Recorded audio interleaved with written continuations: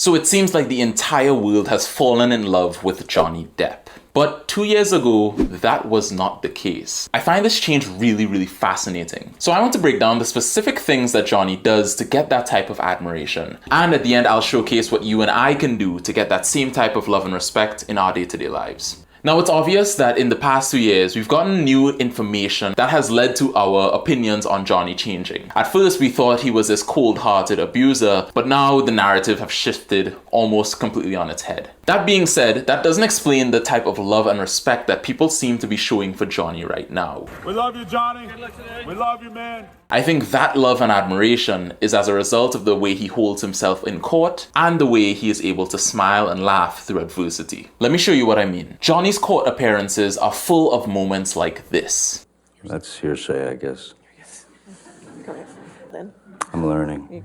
Now let's unpack this. This is a man in one of the most stressful and impactful moments of his life. He has recently had his career and reputation completely dragged through the mud. He is on the stand in a courtroom, and he is on the back of already losing lawsuits to Amber Heard and her team. It's safe to say that almost anyone in a situation like this would be under extreme amounts of stress and be in a fairly bad mood. But instead, he's smiling.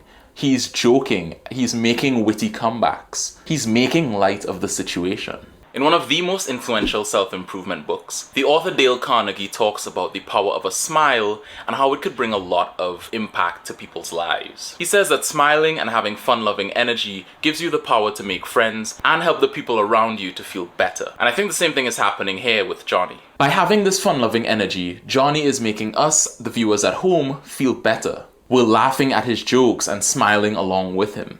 Another thing that stands out to me is moments like these. I was going to end up with a very ugly situation with Amber, so Mr. Depp, with respect, trying to respect the court's time and the jury's time, that was not my question. I understand. When you take 5 minutes to look for a document. You would agree. Where in situations where the opposition lawyers pressure Johnny or try to make him shut up or basically treat him unfairly, he stands his ground and never shrinks. If he has a problem with it, he'll state clearly why he has that problem. Standing up for oneself in that situation takes a lot of confidence. And just as humans in general, we are drawn to confident people and admire them. That's why people like him on such a personal level. We almost wish that we had someone like him and that energy in our lives. And there are some lessons we can take away in our day-to-day lives to get that same level of love and respect that Johnny gets from other people, from the people around us. First off, when things don't go your way, make an effort to see the funny side or the positive side of it. And let that be the first thing that comes out of your mouth if you're going to reference that situation.